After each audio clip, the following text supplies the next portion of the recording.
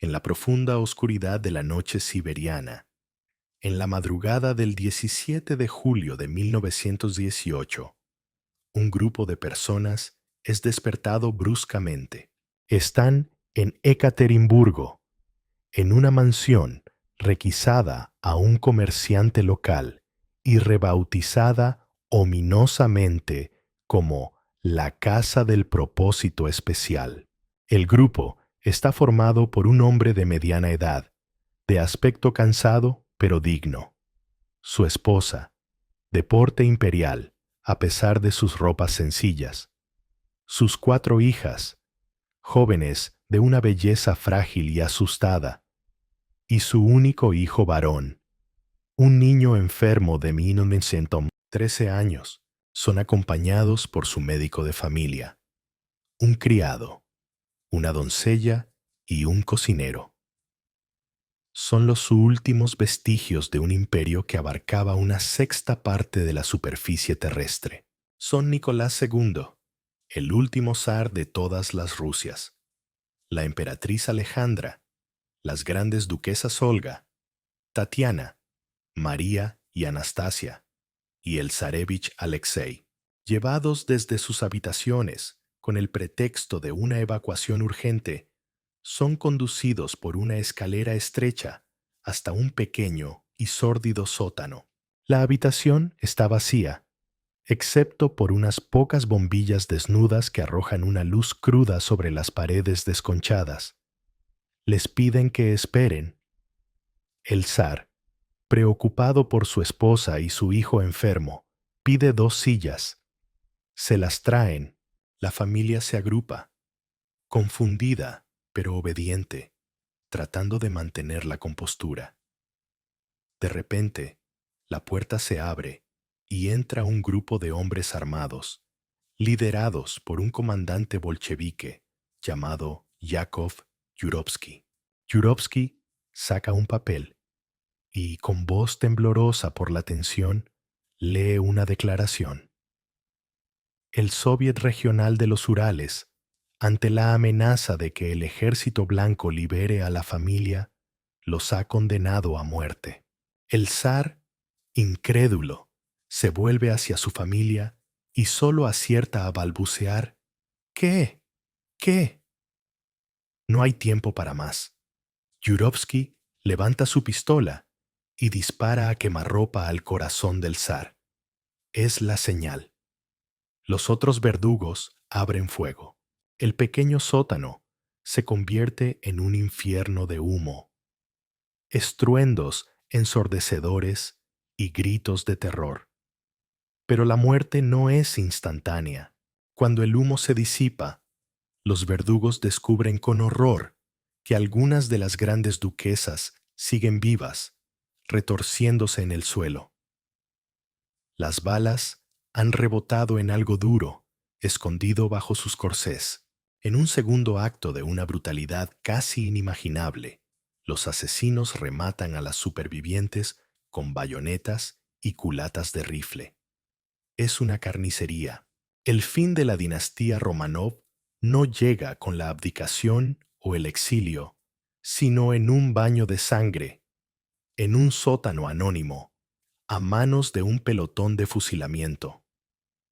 Esta no es solo la crónica de un regicidio, es la historia de cómo un imperio, podrido por dentro, se derrumbó sobre la cabeza de un hombre que nunca estuvo preparado para gobernarlo. Es la autopsia de un sistema autocrático que se negó a ver la tormenta que se cernía sobre él hasta que fue demasiado tarde. Para entender el horror de ese sótano, debemos viajar hacia atrás en el tiempo, a la coronación de un joven zar asustado, a los salones dorados del Palacio de Invierno, y desentrañar la cadena de profecías, errores y tragedias personales que llevaron a la familia imperial de la cúspide del poder a una fosa común en un bosque siberiano. Para comprender por qué la dinastía Romanov, después de 300 años de poder absoluto, se desintegró con una rapidez tan catastrófica, debemos mirar al hombre que heredó la corona en su momento más frágil. Nicolás II, nacido en 1868. Niki, como lo conocía su familia, no fue educado para ser un gran estadista, sino un caballero de la corte. Su padre, el colosal y autoritario zar Alejandro III, creía en la autocracia pura y dura y consideraba que su hijo no estaba preparado para el peso del poder. Planeaba introducirlo en los asuntos de Estado gradualmente, pero el destino tenía otros planes. En 1894, Alejandro III murió repentinamente a los 49 años. Nicolás, con 26, fue arrojado al trono. Su reacción, registrada en su diario, es reveladora. No estoy preparado para ser zar. Nunca quise serlo. No sé nada del arte de gobernar. Ni siquiera sé cómo hablar con los ministros. Era un hombre decente, un esposo devoto y un padre amoroso, pero poseía una combinación fatal de debilidad de carácter y una creencia obstinada en su derecho divino a gobernar. Carecía de la visión y la crueldad necesarias para navegar las aguas turbulentas de la Rusia de finales del siglo XIX. Su ascenso al trono estuvo marcado por un presagio terrible. Durante las celebraciones de su coronación en Moscú en 1896, se organizó un festival para el pueblo en el campo de Kodinka. Se prometieron regalos y comida, pero la organización fue un desastre. Una estampida humana provocó la muerte de casi 1.400 personas, aplastadas y asfixiadas. La tragedia conmocionó a la nación, pero esa misma noche, Nicolás, presionado por sus tíos, decidió asistir a un baile en la embajada francesa para no ofender a sus aliados. Para el pueblo ruso, fue un acto de una insensibilidad atroz. El nuevo zar había comenzado su reinado bailando sobre las tumbas de sus súbditos. Su matrimonio, aunque fue una historia de amor genuina, también se convirtió en una debilidad política. Su esposa era la princesa Alix de Hesse, una nieta de la reina Victoria de Gran Bretaña.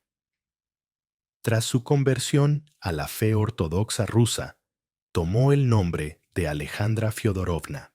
Era una mujer profundamente religiosa, apasionada y de una voluntad de hierro, pero también era tímida, propensa a la histeria y extremadamente impopular en la corte rusa. La veían como una alemana fría y distante, y su influencia sobre el débil Nicolás era inmensa. Siempre lo animaba a ser más autocrático, a resistir cualquier intento de reforma y a no ceder ni un ápice de su poder divino. La pareja imperial vivía en un aislamiento autoimpuesto, en el palacio de Alejandro en Tsarskoye Seló, lejos del bullicio y las intrigas de San Petersburgo. Se rodeaban de un pequeño círculo de íntimos, desconectados de la realidad de su vasto y atribulado imperio. Rusia, en ese momento, era un polvorín. La industrialización tardía había creado una nueva clase obrera urbana que vivía en condiciones miserables, caldo de cultivo para las ideas revolucionarias del marxismo. El campesinado, aunque liberado de la servidumbre, seguía sumido en la pobreza, y una creciente clase media liberal anhelaba una monarquía constitucional al estilo europeo. Pero Nicolás, aconsejado por su esposa y por reaccionarios como Konstantín Pobedonostsev, se aferró a la autocracia como a un dogma sagrado. Creía que era el padrecito de su pueblo y que el amor de sus súbditos era incondicional. La realidad era muy diferente. La primera gran prueba de su reinado llegó en 1904 con la guerra ruso-japonesa. Nicolás y sus ministros, con una arrogancia racista, subestimaron a Japón, esperando una victoria fácil que uniera a la nación. En cambio, la guerra fue una humillación catastrófica. La flota rusa fue aniquilada y el ejército derrotado. El desastre militar expuso la incompetencia y la corrupción del régimen y desató la ira contenida del pueblo. El 22 de enero de 1905, un día que pasaría a la historia como el Domingo Sangriento, una procesión pacífica de trabajadores, liderada por un sacerdote, el padre Gapón, marchó hacia el Palacio de Invierno para presentar una petición al zar. Llevaban iconos religiosos y retratos de Nicolás. Pero las tropas, en un acto de pánico o estupidez criminal, abrieron fuego contra la multitud desarmada, matando a cientos de personas. El mito del Padrecito murió ese día. El zar ya no era el protector de su pueblo, sino su carnicero. La masacre desencadenó la Revolución de 1905. Una ola de huelgas, motines y levantamientos que puso al imperio al borde del colapso. Presionado por su primo, el gran duque Nicolás Nikolayevich, y por el astuto ministro Sergei Witte, el zar aceptó a regañadientes hacer concesiones. Firmó el Manifiesto de Octubre, que prometía libertades civiles y la creación de un parlamento electo, la Duma. Parecía que Rusia estaba en camino de convertirse en una monarquía constitucional. Pero era una ilusión. Tan pronto como la revolución fue sofocada, Nicolás comenzó a socavar el poder de la Duma, disolviéndola cuando no se ajustaba a sus deseos. El zar había sobrevivido, pero no había aprendido nada. Su fe en la autocracia permanecía intacta, y en el corazón de su vida familiar, un secreto doloroso y desesperado estaba a punto de abrir la puerta a la figura más siniestra y destructiva de su reinado. Un hombre que se convertiría en el símbolo de la podredumbre de la dinastía. El secreto que consumía a Nicolás y Alejandra, y que en última instancia envenenaría su reinado, era la enfermedad de su único hijo y heredero, el zarevich Alexei, nacido en 1904. Tras 4 hijas, su llegada fue celebrada como una bendición divina, pero la alegría pronto se convirtió en terror. Alexei había heredado de su madre, portadora del gen, la enfermedad real, la hemofilia. Cualquier golpe o caída podía provocar una hemorragia interna incontrolable y una muerte agónica. El futuro de la dinastía de 300 años dependía de la vida de un niño cuya existencia pendía de un hilo. La desesperación de la emperatriz Alejandra por salvar a su hijo era absoluta. Probó con todos los médicos y tratamientos disponibles, sin éxito. Su angustia la llevó a buscar consuelo en el misticismo y en los hombres santos que pululaban por la Rusia de la época. Y fue en este estado de vulnerabilidad extrema cuando, en 1905, le presentaron a un campesino siberiano de mirada hipnótica y una reputación de sanador y profeta. Su nombre era Grigori Rasputín. Rasputín no era un monje, como a menudo se le llama. Era un starets, un peregrino errante, un hombre carismático y astuto con un apetito insaciable por el vino y las mujeres. Afirmaba tener un don divino para sanar, y para asombro de la pareja imperial, pareció demostrarlo. En varias ocasiones, cuando Alexei sufría una hemorragia grave y los médicos se declaraban impotentes, la presencia de Rasputín en la habitación del niño, o incluso una oración suya a través del teléfono, pareció coincidir con una mejoría milagrosa. Los historiadores hoy creen que su efecto era probablemente psicológico. Su calma hipnótica tranquilizaba al niño y a la madre, lo que a su vez reducía la presión arterial y ayudaba a la coagulación. Pero para Alejandra, la prueba era irrefutable. Rasputín era un hombre enviado por Dios para salvar a su hijo. Se convirtió en nuestro amigo, la figura más influyente en la vida privada de la familia imperial. Su poder sobre la emperatriz era total, y a través de ella, su influencia comenzó a extenderse a los asuntos de Estado. En la corte y en la sociedad de San Petersburgo, la presencia de este campesino sucio, lascivo y semianalfabeto en el corazón del poder era un escándalo de proporciones épicas. Se contaban historias, a menudo exageradas, pero basadas en un núcleo de verdad, sobre sus orgías, su corrupción y su capacidad para nombrar y destituir ministros. Las caricaturas lo retrataban como un demonio que manipulaba al zar y a la zarina como marionetas. Se convirtió en el símbolo de todo lo que estaba podrido en el régimen. La reputación de la familia imperial se hundió en el fango. Se susurraba que Rasputín no solo era el consejero de la zarina, sino también su amante. Esta calumnia, casi con certeza falsa, fue increíblemente dañina. La crisis llegó a su punto álgido con el estallido de la Primera Guerra Mundial en 1914. Un arrebato inicial de fervor patriótico unió a la nación tras el zar. San Petersburgo fue rebautizado con el nombre más ruso de Petrogrado. Pero el entusiasmo pronto se desvaneció ante la cruda realidad de una guerra moderna. El ejército ruso, mal equipado y pésimamente dirigido, sufrió derrotas catastróficas y bajas espantosas. Millones de hombres murieron.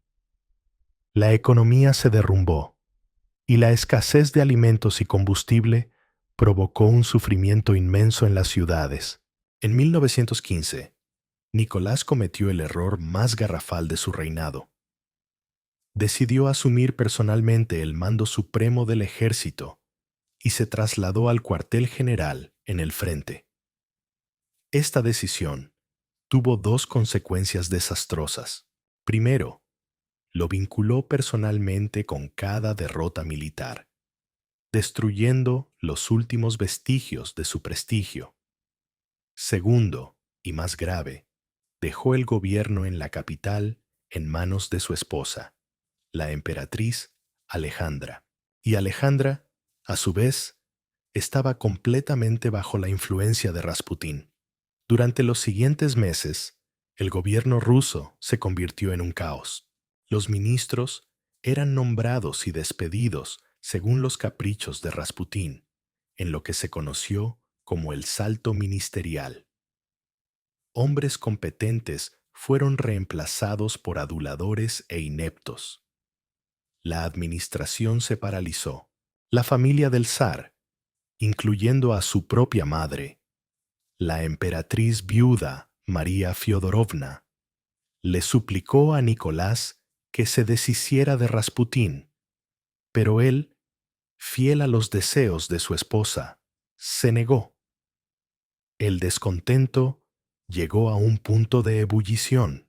A finales de 1916, un grupo de aristócratas, liderados por el príncipe Félix Yusupov, el gran duque Dmitri Pavlovich, primo del zar, y el político ultraderechista Vladimir Purishkevich, decidieron que la única forma de salvar a la monarquía era asesinar a Rasputín. El asesinato, perpetrado en el Palacio Yusupov en diciembre de 1916, fue tan chapucero y brutal como la leyenda que lo rodea. Lo envenenaron con cianuro, Le dispararon varias veces, lo golpearon y finalmente arrojaron su cuerpo al helado río Neva. Cuando los asesinos anunciaron su acción, fueron aclamados como héroes. Esperaban que el zar, liberado de la influencia maligna, entrara en razón. Pero se equivocaron. Para Alejandra, el asesinato de su santo fue la prueba definitiva de que el mundo estaba en su contra. Se hundió aún más en el aislamiento y la paranoia, y la muerte de Rasputín no detuvo la catástrofe. Era demasiado tarde. El tren de la revolución ya había salido de la estación y avanzaba a toda velocidad hacia el abismo. El invierno de 1916-1917 fue uno de los más duros en la memoria rusa. La guerra había desangrado al país. El sistema de transporte había colapsado y el hambre y el frío se apoderaron de las ciudades, especialmente de la capital, Petrogrado. La muerte de Rasputín no había traído ningún alivio. Por el contrario, había eliminado la última válvula de escape simbólica para el descontento popular. Ahora, la ira se dirigía directamente contra la emperatriz, la alemana, y contra el propio zar. La atmósfera en Petrogrado era de una tensión insoportable. Las colas para el pan se alargaban durante horas en un frío glacial, y las mujeres, cansadas y desesperadas, se convirtieron en la chispa que encendió la pradera.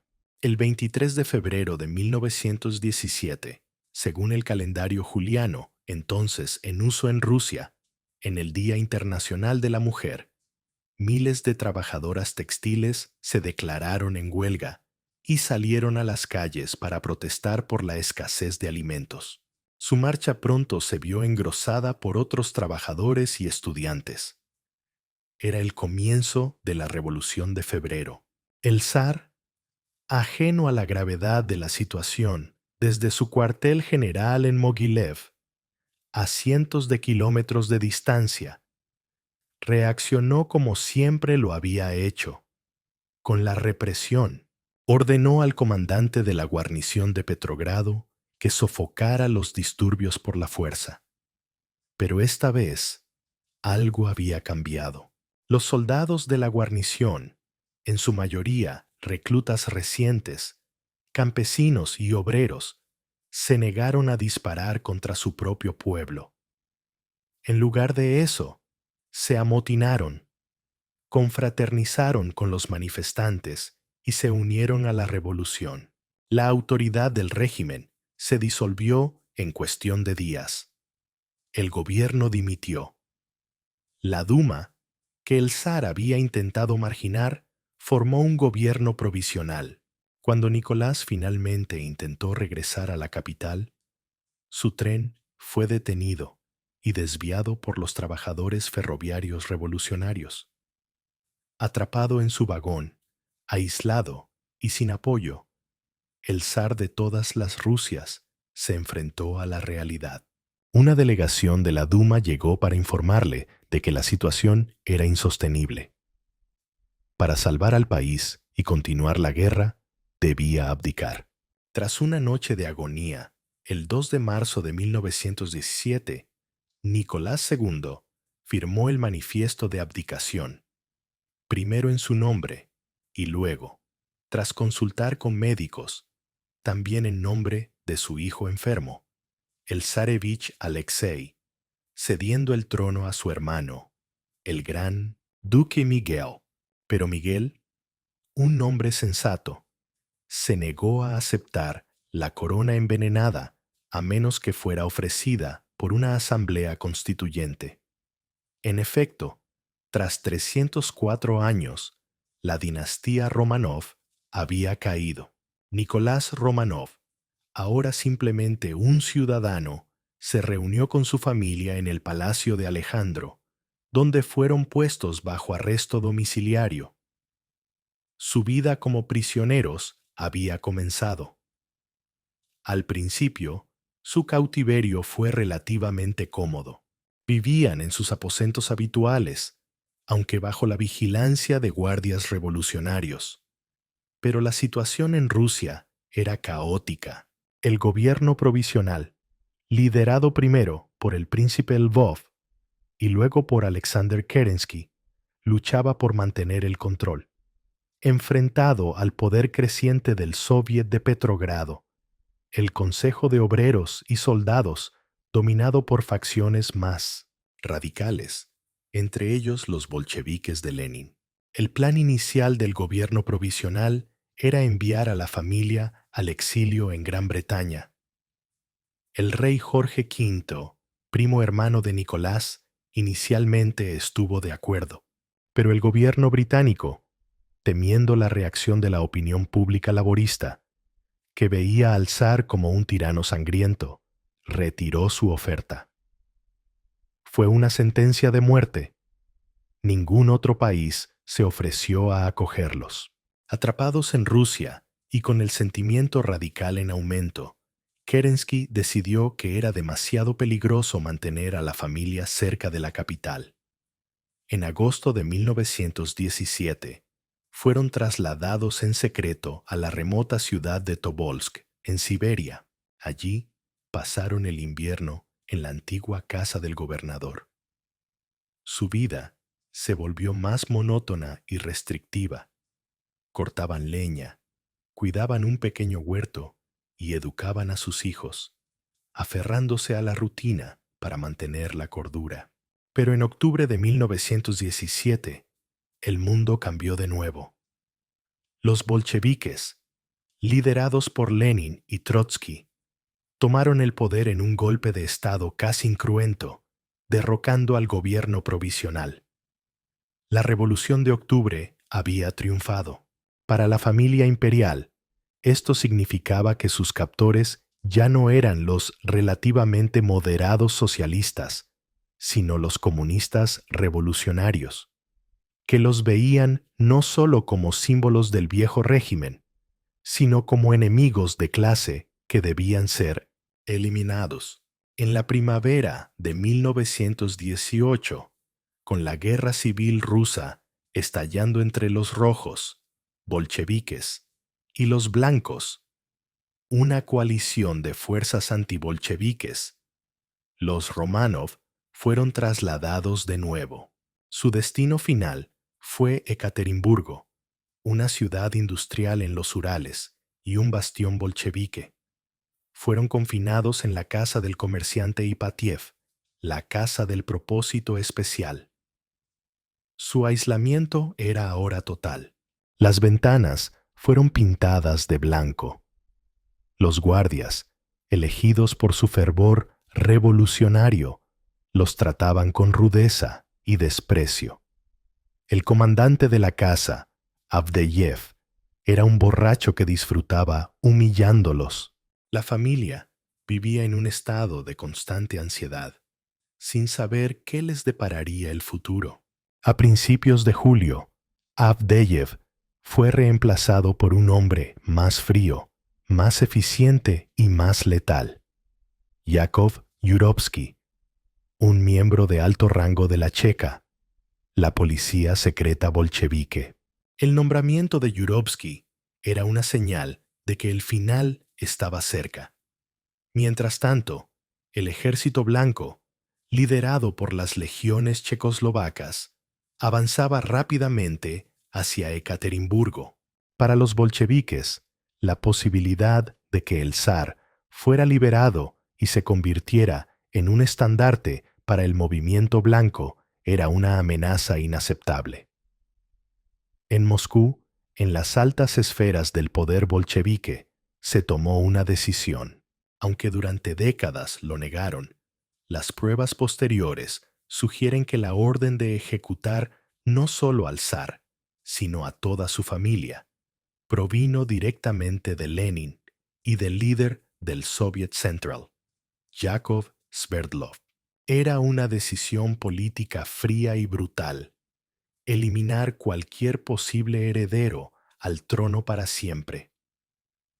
El reloj en la casa del propósito especial había comenzado su última y fatal cuenta atrás. La noche del 16 de julio de 1918 fue sofocante y tormentosa en Ekaterimburgo. Dentro de la casa Ipatiev, la familia Romanov se retiró a sus habitaciones alrededor de las 10:30, sin saber que sería su última noche en la tierra. La atmósfera en la casa había sido extrañamente tranquila en los últimos días bajo el nuevo comandante, Yakov Yurovsky. Había impuesto una disciplina más estricta, pero también había tratado a la familia con una corrección distante que, irónicamente, los había tranquilizado. No sabían que Yurovsky estaba meticulosamente planeando su exterminio. Alrededor de la medianoche, Yurovsky despertó al médico de la familia, el doctor Botkin. Le informó, con una frialdad calculada, que debido a la inquietud en la ciudad y el avance del ejército blanco, la familia debía ser trasladada a un lugar más seguro por su propia protección. Era una mentira plausible. Botkin procedió a despertar al zar, a la zarina y a los niños. Tardaron casi 1 hora en vestirse. No había pánico, solo una resignación cansada. La zarina y las grandes duquesas, en un acto de previsión que resultaría fatalmente irónico, se habían cosido joyas y diamantes en sus corsés y ropa interior, con la esperanza de que les sirvieran para financiar una nueva vida en el exilio. Bajaron las escaleras en silencio. Nicolás llevaba en brazos a su hijo enfermo, Alexei. Alejandra, quejándose de su mala salud, pidió una silla. Yurovsky ordenó que trajeran 2. Se sentaron Alejandra y Alexei. El resto permaneció de pie, agrupados junto a la pared. A su lado, sus 4 leales sirvientes, el doctor Botkin, la doncella Ana Demidova, el ayuda de cámara Alexei Trup y el cocinero Iván Haritonov. Esperaron. La puerta se abrió y entró el pelotón de ejecución, un grupo mixto de rusos y letones de la Checa, liderados por Yurovsky. La visión de los hombres armados en el pequeño y claustrofóbico sótano debió ser el primer indicio de que algo terrible estaba a punto de suceder. Yurovsky dio un paso al frente, sacó un papel y leyó la sentencia. La narración de los hechos de esa noche se basa en los relatos posteriores de los propios verdugos, especialmente el de Yurovsky. Cuando Nicolás balbuceó, ¿qué?, Yurovsky le disparó con su Colt. El zar se desplomó instantáneamente. Ese fue el detonante. Los otros 10 hombres del pelotón abrieron fuego. El pequeño espacio se llenó de un estruendo ensordecedor, el olor acre de la pólvora y el polvo de yeso de las paredes. Fue un caos de disparos indiscriminados. En la confusión, cada verdugo había elegido un objetivo, pero muchos disparaban a la figura que más odiaban, la zarina. Cuando el humo denso comenzó a disiparse, la escena era dantesca. El zar, la zarina y el doctor Botkin yacían muertos, pero, para horror de los asesinos, varios de los niños seguían vivos. El zarevich Alexei, tendido en el suelo cubierto de sangre, gemía. Yurovsky se acercó y le disparó 2 veces en la cabeza. Las grandes duquesas, protegidas por las joyas cosidas en sus corsés, que habían actuado como chalecos antibalas improvisados, se movían y gritaban. La doncella, Ana Demidova, también había sobrevivido, protegida por una almohada llena de joyas que llevaba consigo. Lo que siguió fue una orgía de violencia aún más brutal. Los verdugos, enloquecidos por el alcohol que habían bebido para darse valor y por el fracaso de la ejecución inicial, se lanzaron sobre las supervivientes. Utilizaron las bayonetas de sus rifles y las culatas para rematarlas. Piotr Ermakov, uno de los verdugos más brutales, apuñaló repetidamente a las jóvenes. Fue una masacre salvaje que duró más de 20 minutos. Cuando finalmente todo terminó, el suelo del sótano estaba cubierto de sangre y los cuerpos yacían en un montón macabro. Había 11 víctimas. La tarea ahora era deshacerse de los cuerpos. Y aquí comenzó un segundo acto de profanación, tan horrible como el primero. Los cadáveres fueron envueltos en sábanas, cargados en un camión y llevados a un bosque cercano, a un pozo de mina abandonado llamado Ganina Llama. Los desnudaron, les robaron las joyas restantes y arrojaron los cuerpos al pozo.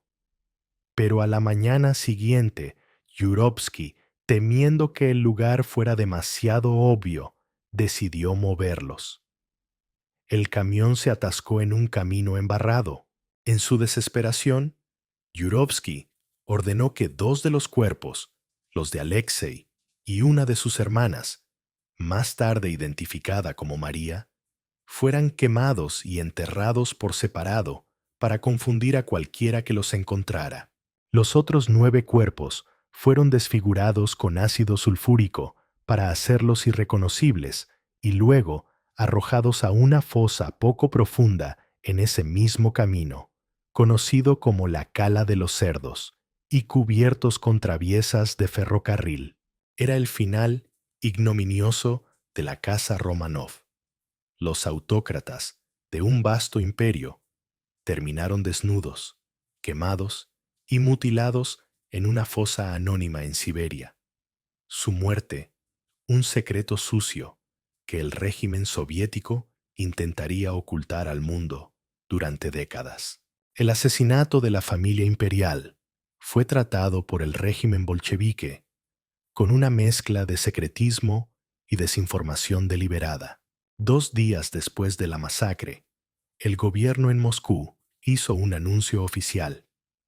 Solo Nicolás II, el tirano sangriento, había sido ejecutado. Afirmaron que su esposa y sus hijos habían sido trasladados a un lugar seguro. Era una mentira calculada, diseñada para apaciguar la posible reacción internacional, especialmente de Alemania, ya que la zarina era de origen alemán. Durante años, la Unión Soviética mantuvo esta farsa. El destino exacto de la zarina y sus hijos se convirtió en uno de los grandes misterios del siglo XX, un terreno fértil para la aparición de impostores. La más famosa de todas fue Anna Anderson, una mujer que apareció en Berlín en 1920 tras un intento de suicidio y que afirmó ser la gran duquesa Anastasia. Su caso se convirtió en una saga legal y mediática que duró décadas, cautivando al mundo con la romántica posibilidad de que al menos una de las hijas del zar hubiera sobrevivido milagrosamente. Mientras tanto, en Ekaterimburgo, el ejército blanco capturó la ciudad apenas una semana después de los asesinatos. Inmediatamente iniciaron una investigación dirigida por Nikolai Sokolov. Sokolov trabajó incansablemente, entrevistando a testigos y examinando la casa Ipatiev y el bosque circundante. En el sótano encontró las paredes acribilladas a balazos y rastros de sangre. En el pozo de mina de Ganina Llama encontró restos de ropa quemada, joyas y el cadáver del perro de Anastasia, Yemi. Pero no encontró los cuerpos principales. Su investigación concluyó correctamente que toda la familia y sus sirvientes habían sido asesinados. pero creyó erróneamente que todos los cuerpos habían sido destruidos en una gran hoguera. Su informe detallado, publicado en el exilio, fue la primera revelación al mundo de la verdadera escala de la masacre. El impacto de la muerte del zar en la Guerra Civil Rusa fue significativo. Privó al movimiento blanco de su figura unificadora más potente. Aunque muchos líderes blancos no eran monárquicos, la figura del zar seguía siendo un poderoso símbolo de la vieja Rusia. Su eliminación dejó al movimiento antibolchevique fragmentado y sin un objetivo claro, lo que contribuyó a su eventual derrota. La reacción internacional fue de horror silenciado. Las casas reales de Europa, emparentadas con los Románov, estaban consternadas, pero sus gobiernos, agotados por la Primera Guerra Mundial y recelosos del nuevo régimen bolchevique, no tomaron ninguna medida. El mundo, en gran medida, se encogió de hombros y siguió adelante. Dentro de Rusia, la casa Ipatiev se convirtió en un lugar de peregrinación clandestina para los monárquicos. Para evitar esto, en 1977, por orden del Politburó de Moscú, una orden que fue llevada a cabo por el entonces líder local del partido, un joven Boris Yeltsin, la casa fue demolida, borrada del mapa en un intento de borrar la memoria. Pero los secretos no pueden permanecer enterrados para siempre. A finales de la década de 1970, un geólogo local y un cineasta aficionado, Alexander Avdonin y Geli Ryabov, utilizando los informes de Yurovsky que habían salido a la luz, localizaron la fosa poco profunda en la Cala de los Cerdos.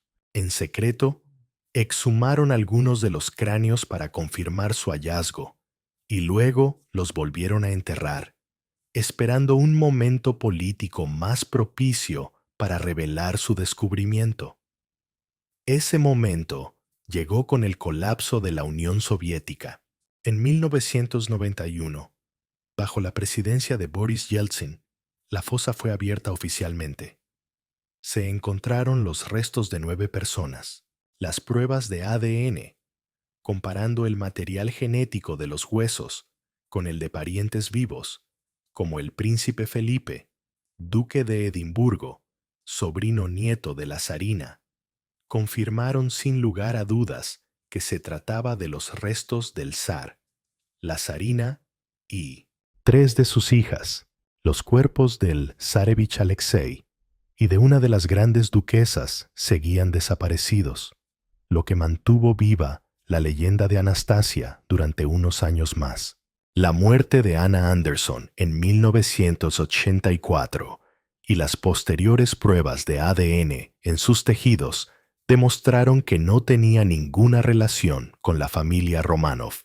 El misterio final se resolvió en 2007, cuando un grupo de arqueólogos aficionados encontró una segunda fosa, más pequeña, cerca de la primera. Contenía los restos fragmentados y quemados de 2 cuerpos, correspondientes a un niño adolescente y una mujer joven. Las pruebas de ADN confirmaron que eran Alexei y María. El rompecabezas estaba completo. El destino de todos los miembros de la familia estaba finalmente y trágicamente confirmado. El legado del último zar y su familia es una amalgama compleja de tragedia personal, fracaso político y una profunda transformación simbólica. Políticamente, el reinado de Nicolás II es un estudio de caso sobre la incapacidad de una autocracia para adaptarse a los desafíos de la modernidad. Su ceguera política, su terquedad y su falta de visión contribuyeron directamente al colapso de un imperio y allanaron el camino para uno de los regímenes totalitarios más brutales de la historia. Su muerte no fue el comienzo de la revolución,